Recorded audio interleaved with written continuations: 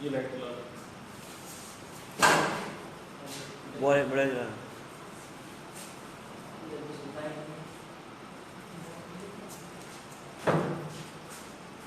आ रहा है ना।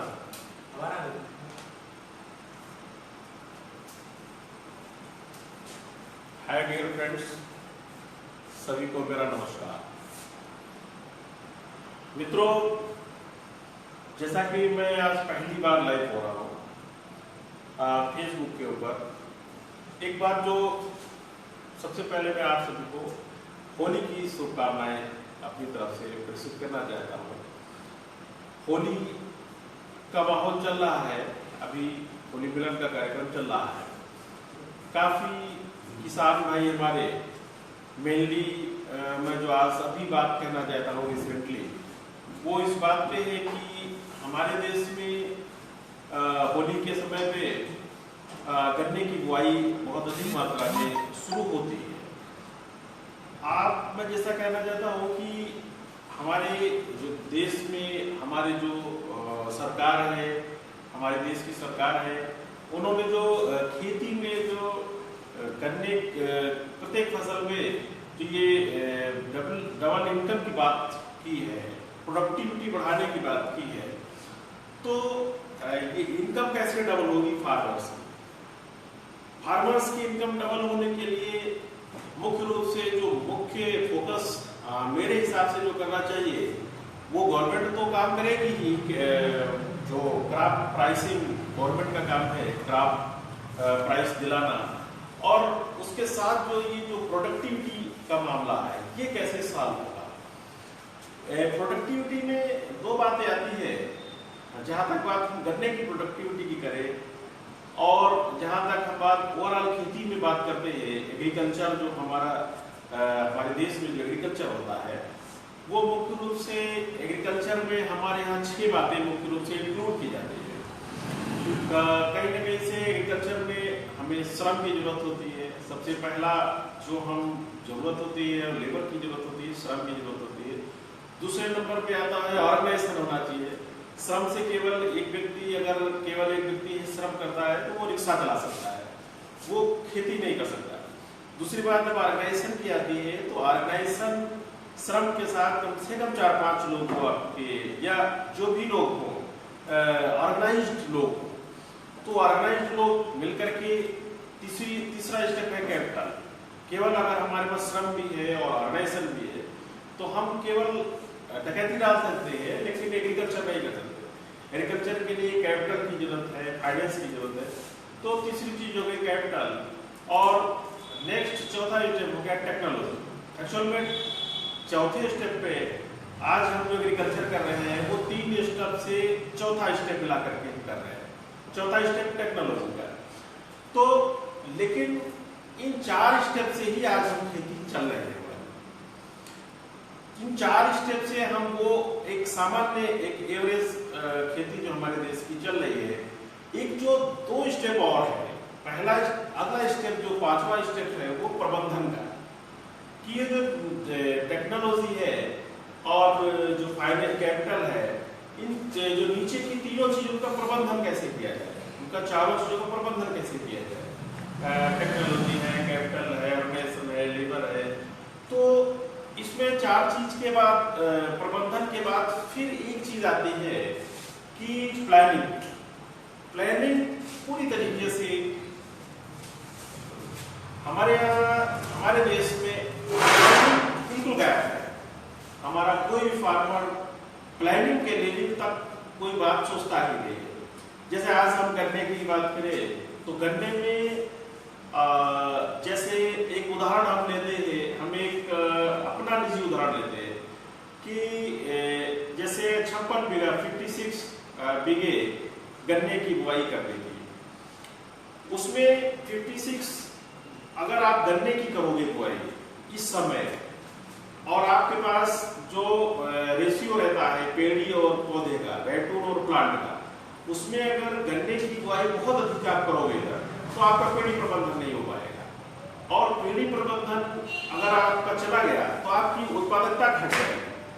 तो कहते हैं इससे प्लानिंग के लेवल पे मुझे या किसी किसान को या मुझे गन्ने की बुआई करनी थी, तो हमने गन्ने की बुआई 56 बीघे में हमने 10 बीघा अक्टूबर की बुआई कर दी।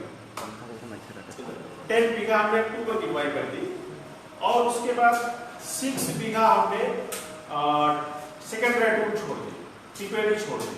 तो हमारी 16 बीघा हमारी बुआई एक तरीके से हमारी हमें लेस कर दी।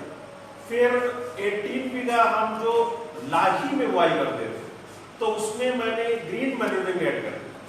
मैंने 18 बीघा पे लाही में बुआई न करके हमने ग्रीन मैन्यूरिंग की प्लानिंग कर दी, तो वो 18 बीघा भी हमारा लेस हो गया। तो ये जो 16 बीघा और 18 बीघा, तो ये दोनों मिला के 34 बीघा हमें लेस कर दिया। इसके बाद फिर 10 बीघा हमारा हीट के बाद गन्ना बोया जाता था, तो वो 10 बीघा भी हमने ग्रीन मैन्यूरिंग के लिए उसको छोड़ दिया।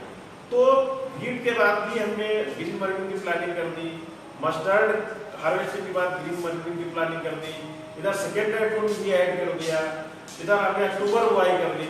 तो हमने 44 बीघा हमने बुआई लेस कर दी। तो हमारे पास 12 बीघा केवल बुआई करने को थी। अब 12 बीघा हमें करने को थी, तो हमने 12 बीघे का अच्छी तरीके से मैनेजमेंट कर सकते हैं। यानी कि मैनेजमेंट बहुत ही टॉप चीज है कि कहीं ना कहीं से टेक्नोलॉजी को इम्प्लीमेंट करने में आपका मैनेजमेंट और मैनेजमेंट के ऊपर प्लानिंग, तो ये दो चीजें अगर आपकी छूट जाएगी तो खेती में प्रोडक्टिविटी बढ़ाने की बात सोची नहीं जा सकती। तो मेरे कहने का मतलब, आज बुआई करने जा रहे हैं, होली के जस्ट बाद हमारा किसान गन्ने की बुआई पे टूट पड़ता है।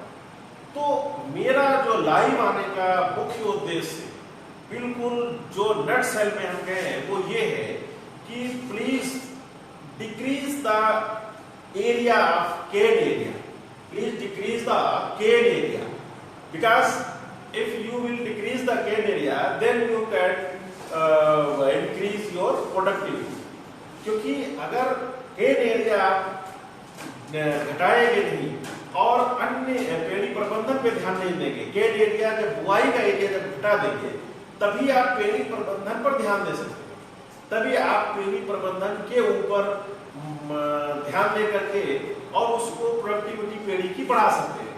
तो मेरे कहने का मतलब ओवरऑल ये है कि अगर आपकी लाठी में आपने प्लान किया है गन्ना बोने का, तो प्लीज ग्रीन मैन्यूरिंग उसमें करें।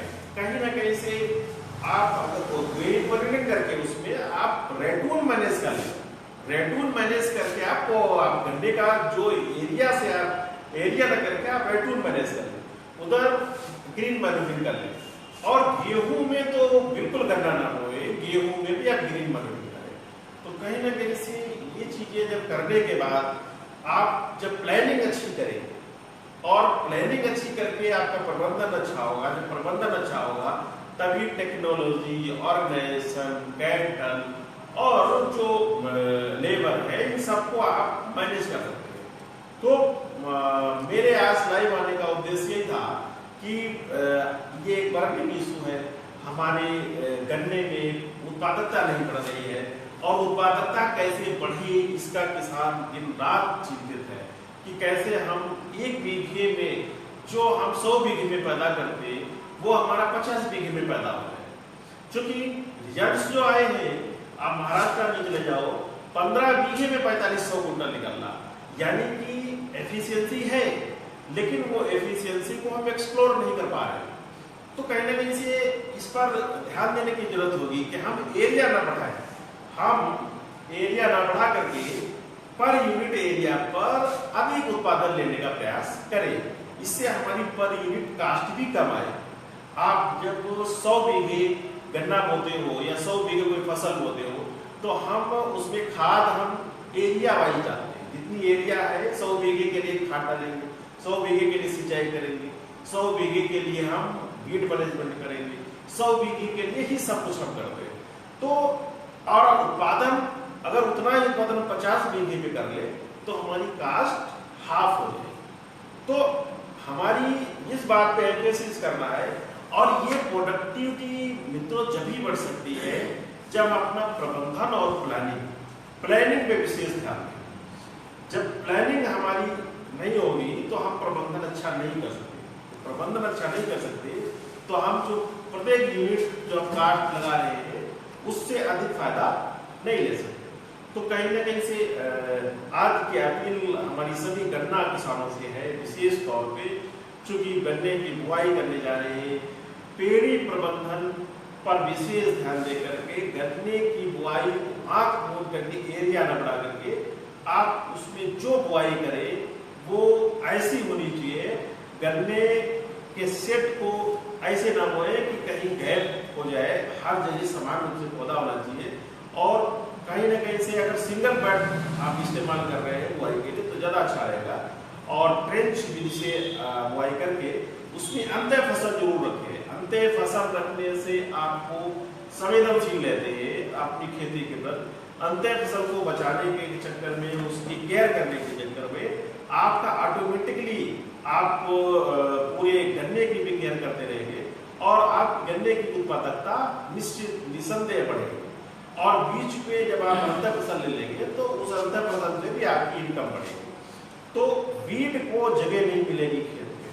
तो आप अच्छी टेक्नोलॉजी इंटरक्रॉप डाल करके इस तरीके से खेती में आगे बढ़ने का प्रयास करेंगे हमारे किसान भाई, तो निश्चित रूप से इसका लाभ मिलेगा। लेकिन फिर मैं कह रहा हूँ कि गन्ने की एरिया ना बढ़ा करके गन्ने के पर बीघे में उत्पादन बढ़ाएं। तो मैंने जो आज का विषय भरनी विशु का मैं पहली बार लाइव आ रहा हूँ और पहली बार लाइव आने में मैंने कुछ ऐसी जो नेट सेल में जो एक फार्मर्स की रिस्पॉन्सिबिलिटी होती है, जो फार्मर्स को सोचना चाहिए और उस विषय में हमने अपनी बात रखने का प्रयास किया है। समय को देखते हुए मैंने आज पहली बार इतनी बात रख करके आपके फीडबैक को समझने का प्रयास करेंगे और देखते हैं हमारे उस भाइयों ने युवराज सिंह जी आप वाच कर रहे हैं, आपका बहुत बहुत धन्यवाद। मनोज सिंह जी आप वाच कर रहे हैं, आपका बहुत बहुत धन्यवाद। Vikas Singh ji thank you very much. Utkarsh ji thank you. Vinay ji thank you. और अनूप जी थैंक यू। आगे भी मैं कुछ विषय पे ऐसे लाइव हो करके, चूँकि बहुत बर्निंग इशू था और मैं ऐसे समय पे लाइव हो करके हमने कुछ बात कह करके और अपनी बात प्रेषित करने का प्रयास किया और ऐसे भी आगे भी हम लाइव होते रहेंगे। सभी को हैप्पी होली, अच्छी होली हो, जीवन ये पूरा वर्ष आपका अच्छा गुजरे और आने वाले समय आपके बहुत अच्छे हों, आपका आने वाला दिन बहुत अच्छा हो। जय हिंद, जय भारत, जय जवान, जय किसान।